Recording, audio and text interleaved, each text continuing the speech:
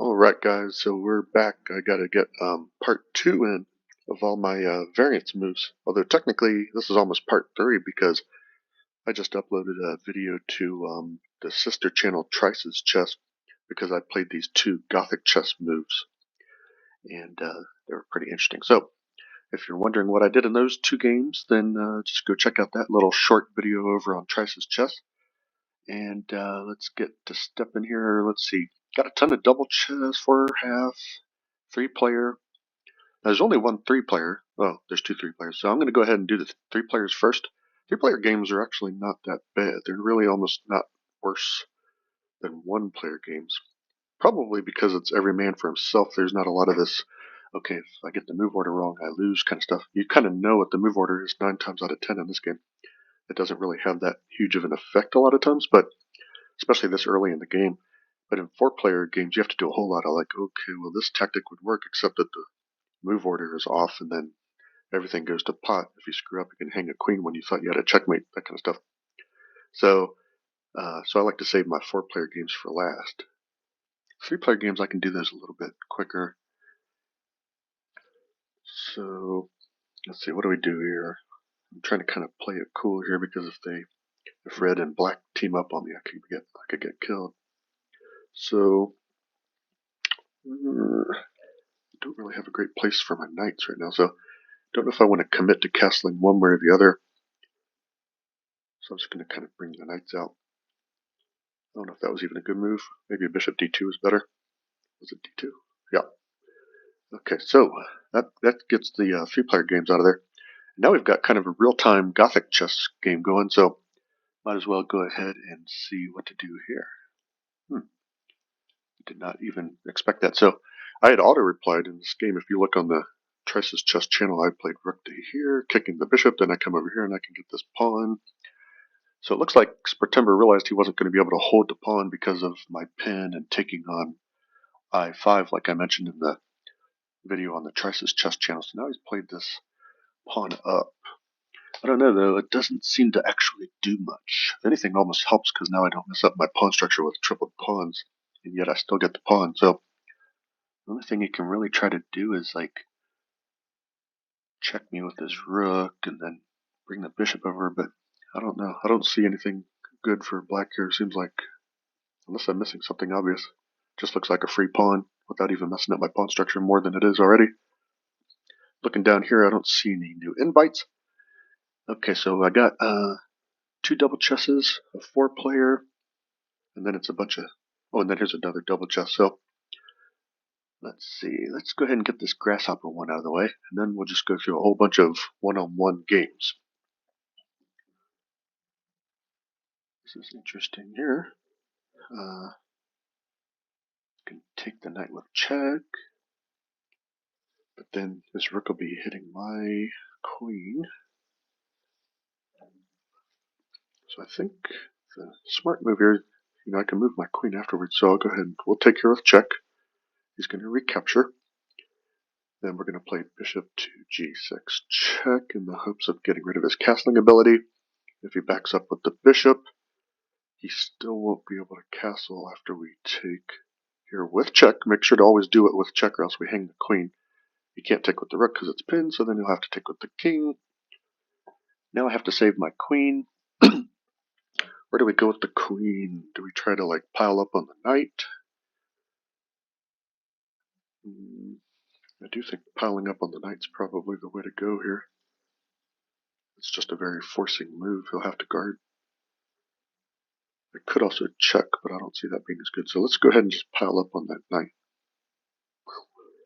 Exploiting the pin and win. Okay, we're going to skip over these double chess and 4-half moves. We're going to go right into here. And it looks like we got about 5 games to play, 5 moves of one-on-one variance. I think it's time for me to get my king out of dodge. So I'm going to go bishop there. Next, a unit chess, which is just basically 8-byte chess on a bigger board.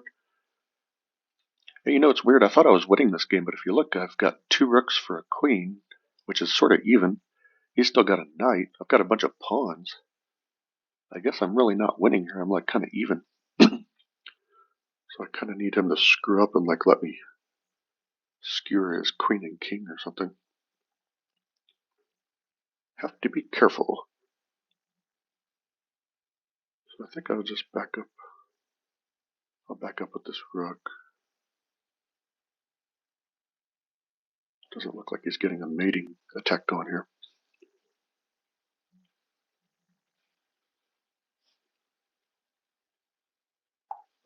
So then we got the Knight Rider chess. Here I just won a queen, so this game's kind of a slam dunk.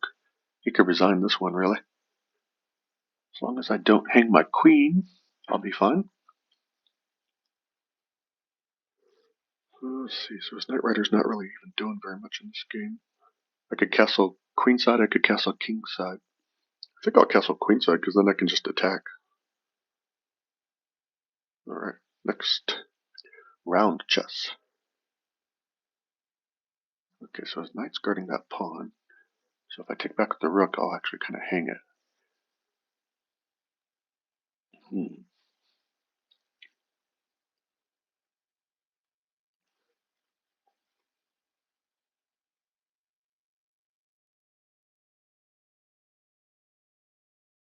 I wish I could get rid of that knight.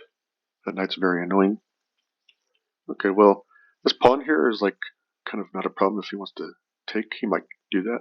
He'll really kill himself if he tries to like take my g pawn. So I'm just gonna play there. If he is silly and takes there, which is kind of a reflex move, guess what? Turns out I've actually got a rook battery because of this weird board. So then I can just go, hey, guess what? And then what? He's got to run. That'd be kind of funny. Not necessarily winning there, but looks pretty good. We'll see how that game progresses. Okay, so here he traded Knight Riders, which is perfectly fine because I'm up a clean knight and a clean rook. We're just killing it this game. And then now we're going into our 4-player games. Okay, so we're done with all the one-on-one games. We'll do our 4-player games. Double chess. Yeah, so look at this. We won a queen. If you were watching my videos from yesterday that actually I didn't upload until this morning, you'll remember that I mentioned how we were going to get a queen. Red had just kind of forgotten about it, played knight to c3. So yeah, and then my move was kind of exploiting the fact that red was going to have to recapture, so now I'm getting an attack there as well. Okay, so in this game, this is kind of a funny one. We gave up 2 rooks but got a queen. And then actually we got this rook over here, so that was actually a nice little exchange. Oh, they're exploiting that pin, hitting my bishop and everything. That's pretty mean.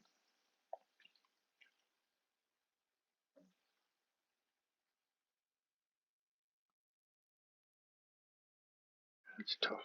I think I actually have to.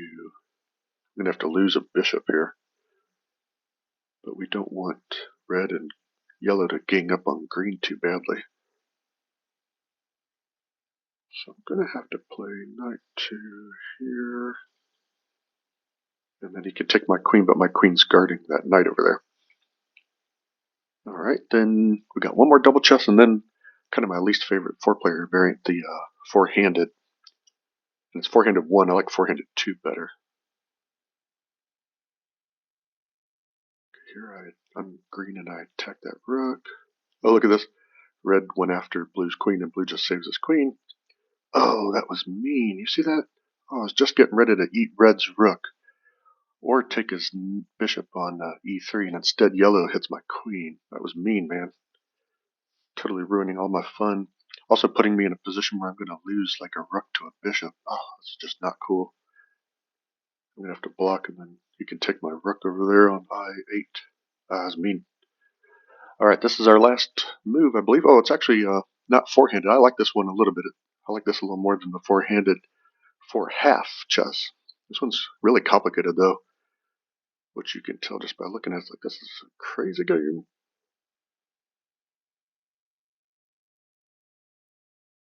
Oh yeah, and I had just, as green, I had just eaten that yellow knight.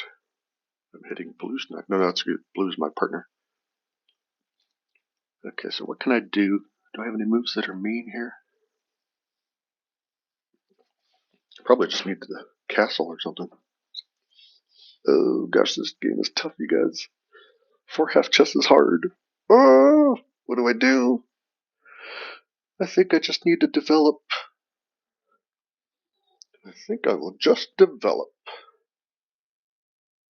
When in doubt, develop. So I'll just do some blind development, bring this King's Knight out finally. You're probably like, wow, he's just now moving his King's Knight.